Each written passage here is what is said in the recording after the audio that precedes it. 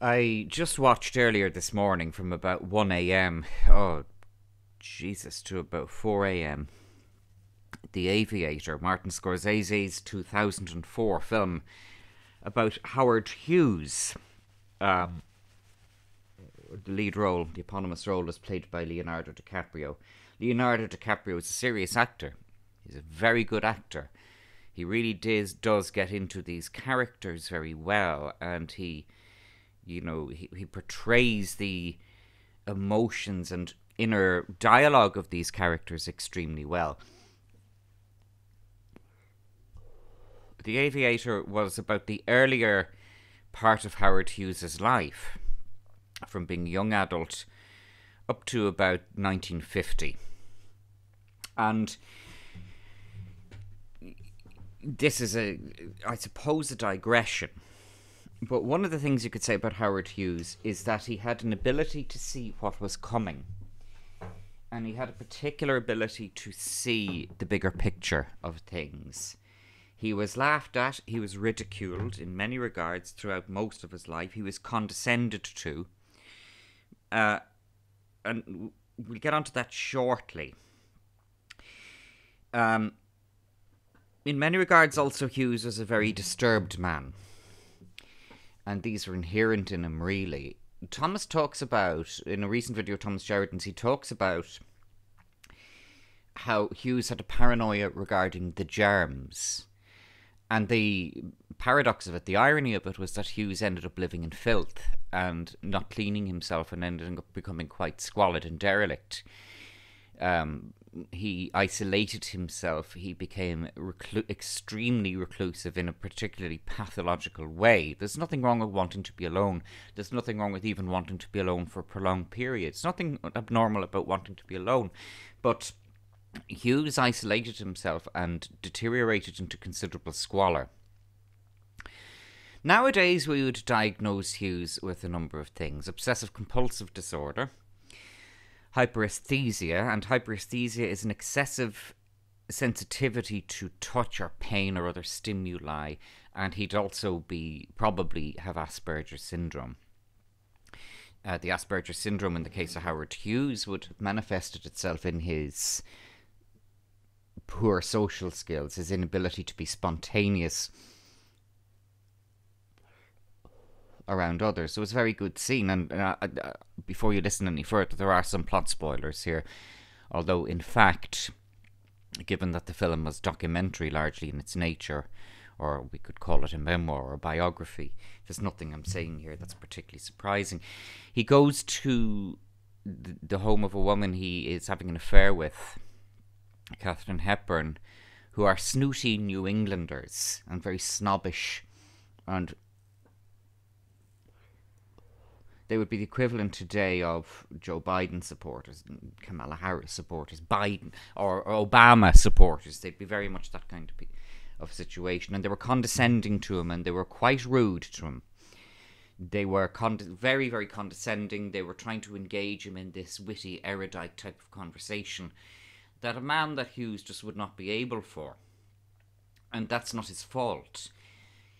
Nowadays, and this is one of the improvements that has happened in education, we have changed education very crudely to recognise that people are born with inherent features that need to be accommodated if they're going to be successful or fulfilled in education. During Howard Hughes' life, that wasn't the case. So in this lunchtime conversation over a meal in Katie Hepburn's Connecticut home, they looked like wealthy upper middle class. Hughes was probably a lot wealthier than them, actually. They were trying to see could they verbally outspar him, and that wasn't fair. That was a discourtesy that those people paid to him. And when he walked out of the room, then Katie says to them, "You're a crowd of bullies." And she was right, they were a crowd of bullies. You must, as a courtesy to your guest, you must make your guest feel welcome. Unless they're doing something, they're taking, they're going to the toilet on the floor or something. But you must accommodate yourself to your guest. Really, really aristocratic people, really posh, grand people always do that. They make it an emphasis on their part to make somebody who's in their home feel comfortable and feel welcome. So this is why actually Hepburn's family were not very nice people. They were well-heeled Democrat liberal normies. And they were rude to Howard Hughes in a condescending arch type of way. And it was quite an upsetting scene. And, it was difficult not to empathise very strongly with Howard Hughes in the situation that these very rude and condescending and actually superficial people put him into. I'll digress slightly. Last night I watched that movie, The Aviator, on YouTube, but with very high definition on the telly that we just bought for our sitting room. I bought the telly for my mum so that she could sit down and watch TV programmes, but I also insisted that it have a DVD player. I didn't realise it was a smart TV. I didn't realise that because we've good Wi-Fi in the house I could hook it up to YouTube. Now, I don't know myself. So I can watch all my subscriptions on YouTube with great sound, great vision in our sitting room in front of the fire. It's wonderful. This morning, our two newspapers, the Sunday Times and the Sunday Independent, were delivered to our house. We pay a monthly fee by credit card to this delivery company, which also does our Irish Times Monday to Saturday. That's delivered to our house as well. In 2018, there was a big freeze, and rather than having to go up to the shops or venture out to shops that might be they were genuinely closed during the big freeze. There was no lockdown nonsense then. What I did was I decided to get a digital subscription to the Irish Times. That was back, I know I was naive, but that was back when I was almost tempted to read the Irish Times. I don't read it now, but my dad likes it. I looked at the digital subscriptions, and there were different grades of digital subscription that you could get. And the top grade digital subscription also included, as part inclusive to its package, was that a hard copy of the Irish Times is delivered to your home 6 days a week.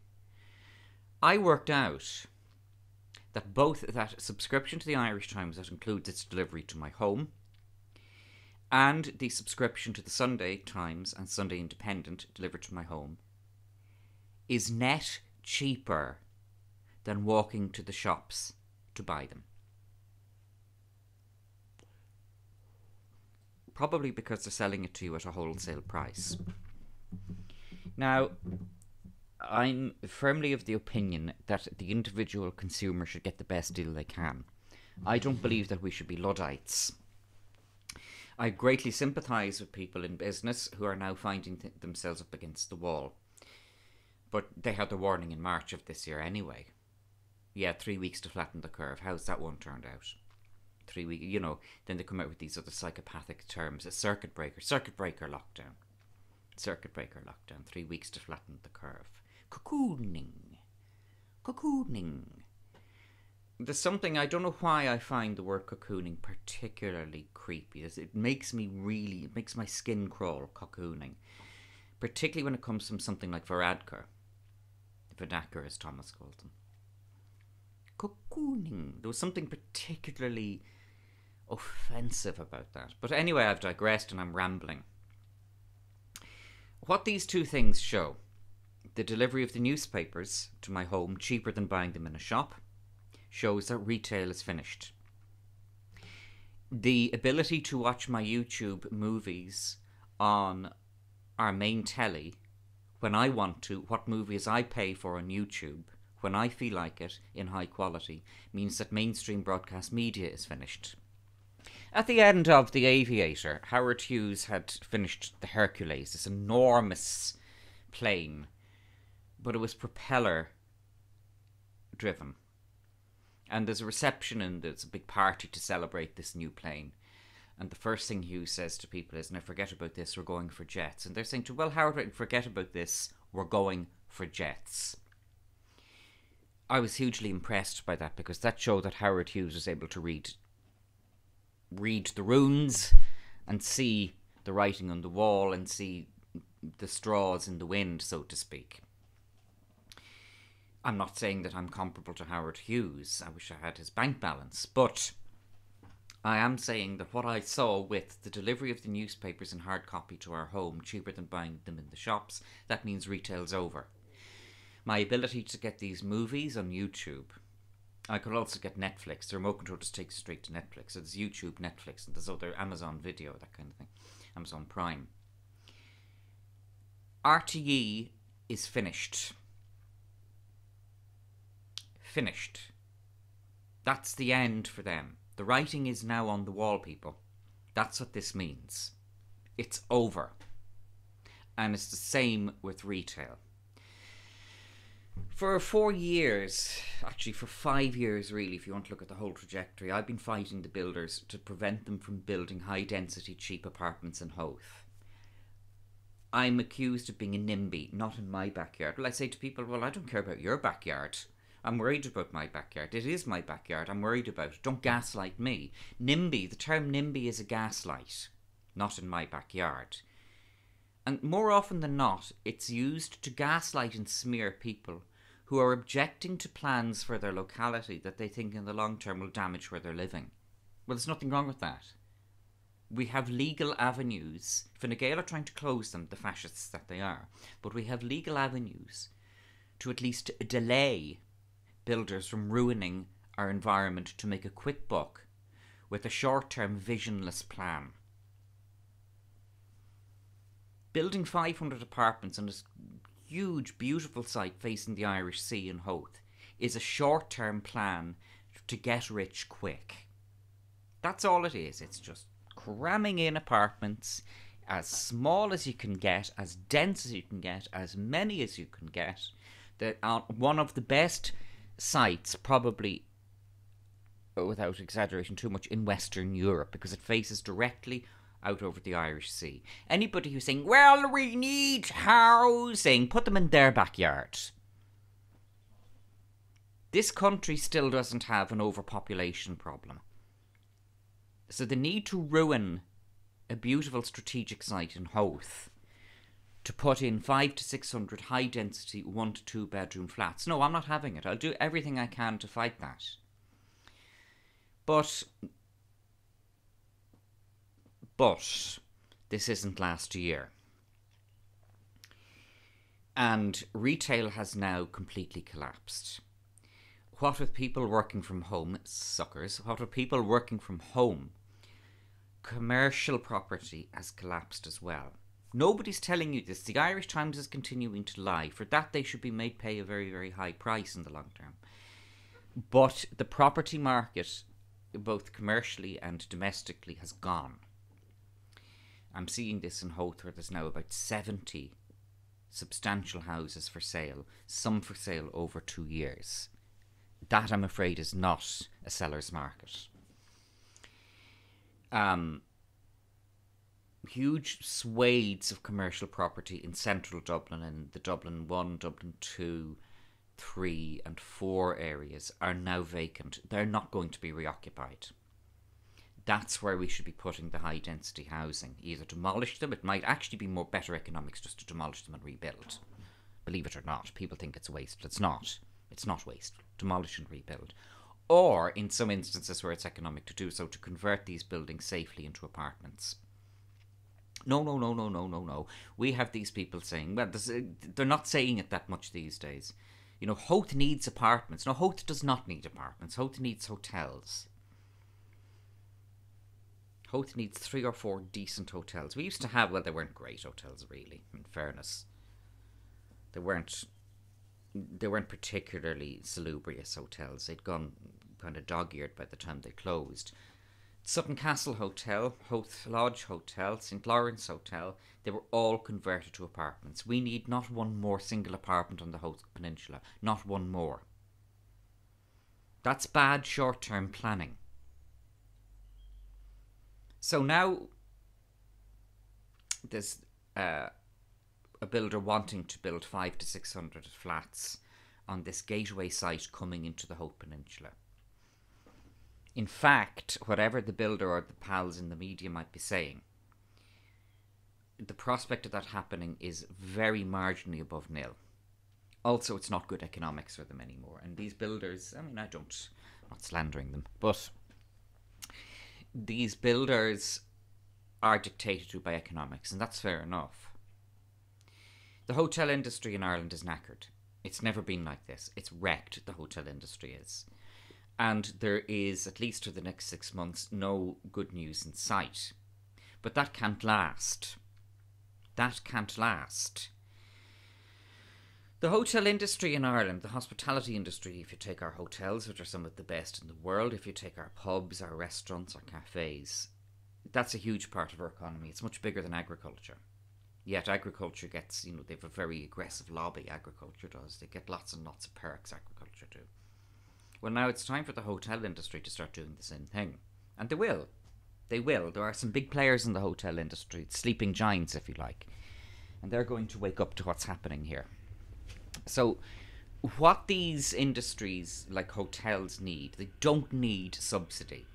So already you have Fine Gael, the communists and the Greens, and the communists in Fine Gael and the Greens are saying, well, we're going to set up a task force. They always use these terms, a task force to subsidise or to incentivise, whatever jargon they use, the hospitality industry. Translate that.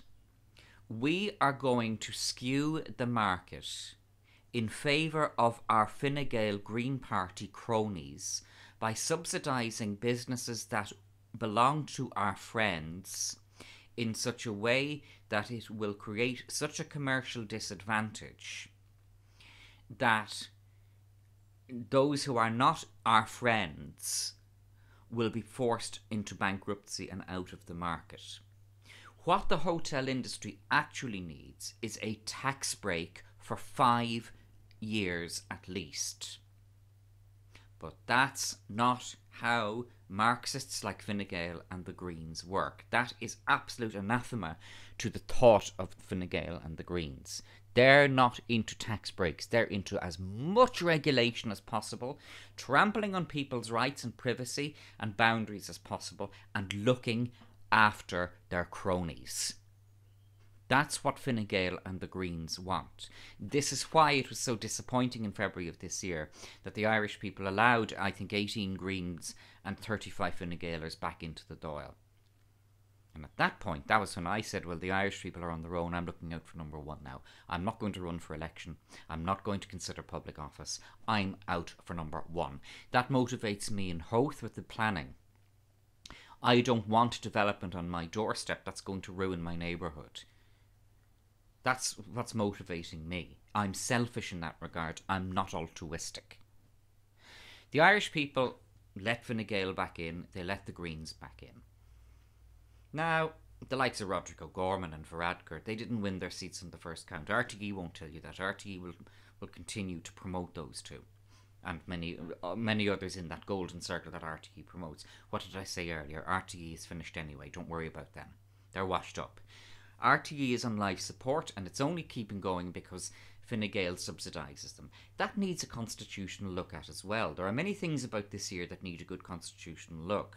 For example, Varadkar continually hugging the airwaves with these insane, delusional, psychotic speeches he would give. And Micheál Martin, being the sucker that he is, has actually gone completely off his rocker since he became Taoiseach, not least because Varadkar is undermining him all the time. I know what it's like when you've got somebody undermining you. I worked as a teacher, and there was a big distinction between being an unqualified teacher and a qualified teacher. And when I was unqualified, I came across school principals who would undermine me for the sport of it. And I wasn't on very strong ground. When I qualified as a teacher, I joined the union. And if a school principal or any colleague of mine undermined me in front of the kids in my job, I walked out of the classroom and I refused to return and I quit. In an 11-year teaching career, I think I did that no more than twice. That's ambitious. I think actually it only happened once. Because knowing it in your own head, they can sense it. It's a Jungian thing, really. But Micheál Martin is in that situation. He's being undermined all the time by Varadkar. All the time. And it doesn't register on Varadkar because Varadkar is like Howard Hughes insofar as he's, Varadkar is obviously autistic, but he doesn't have any of the talent of Hughes. Varadkar is just mentally subnormal. It's interesting to look at Varadkar wearing masks, because when Varadkar puts on the mask, you can see the mild mental subnormality in the eyes. There's some syndrome there with Varadkar. It's only when he puts on the mask you can see in his eyes that he's mildly mentally handicapped. Howard Hughes obviously was not. Howard Hughes was a genius. He was an inventor. He was a prophet. What he said about jets, that was absolutely right. Howard Hughes saw the potential in Shannon. He was talking about using Ireland as a staging post for transatlantic flight. Howard Hughes took on the system and broke a Fine Gael Democrat-type monopoly effort to give turned Pan Am effectively into a monopoly. Hughes broke that. Hughes was he was a warrior for justice as well. He was a great, great, great guy, Howard Hughes. But his problem was that his many different his difficulties, his autism, his mild autism, his Asperger's syndrome, his obsessive compulsive disorder, they were not addressed. It's an interesting observation from The Aviator to see how Hughes's mother had made him paranoid about germs. We're seeing this today. We're also seeing how the normies back then were laughing at Howard Hughes, first of all with his cinematography, then he brought out a masterpiece. They weren't laughing then. It's like Amy Schumer. When Amy Schumer was young, she said she wanted to be a comedian, but nobody's laughing now. But I wouldn't compare Howard Hughes to a big talentless tubbalard like foul-mouthed tubbalard like Amy Schumer. Absolutely vile thing Amy Schumer is. Dreadful, dreadful, dreadful. I'd walk her off a cliff. But Hughes was a prophet. He could see what was coming, not next week, but what was coming 25 years ahead. He was a visionary, Howard Hughes was. He was an inventor in the best sense. The term inventor we're gaslit about the term inventor, of course. We're all made to think of men with funny hats going, flashing lights and time machines. But an innovator perhaps might be the better term. But Hughes was an inventor, and I mean that in the classical and good sense. He wasn't able for popular culture, neither was Katie Hepburn, actually. It's fundamentally Hughes, but the portrayal, at least in The Aviator, was of a decent man who was not able for the vicissitudes of popular society and how people mistreated him, how people sneered at him and condescended to him. It obviously hurt him very badly, the way he was treated, being talked down to, being talked over, being ridiculed, being belittled. Leonardo DiCaprio portrayed Hughes very, very well. It was a very believable performance by DiCaprio. He was going back to revisiting Gilbert Grape, which was a great performance by DiCaprio as well when he was at the start of his career. DiCaprio has done a lot of stuff with Scorsese. Obviously, they both work very well together. And that film, which was recommended to me by Thomas Sheridan, The Aviator, is a very, very interesting piece and very relevant now. Thomas said in his most recent VON, Velocity of Now video, if you're going to watch the last film you're going to watch in 2020 is The Aviator. Yeah, absolutely. I loved it. I thought it was great. I'd give it a 9 out of 10 on my own movie rating. But the message is that there are straws in the wind and writing on the wall. Fine Gael in Ireland is the equivalent of the Democrats in the US. Fianna Fáil is not. That's another RTE gaslight, that Fianna Fáil and Fine Gael are identical. They're very far from it. The constitutional protections that we exist... Sorry. The protections that exist in our republic today via our constitution of 1936 were not created by Fine Gael. They were created by Fianna Fáil under De Valera. De Valera himself was a visionary. And the men of 1916 were visionaries. It took me a long time to grasp that. Reading in today's paper, Owen Harris, he's criticising Sinn Féin. Harris, you're 10 years old on that one. Sinn Féin are woke globalists. They're not nationalists. Sinn Féin is an establishment party. Sinn Féin is an establishment party. They're controlled opposition. People don't realise that. At that election in February, what people should have done was vote for absolute independence. The Matty McGraths, these ones. Even the Healy-Raes, who are very sharp-witted politicians.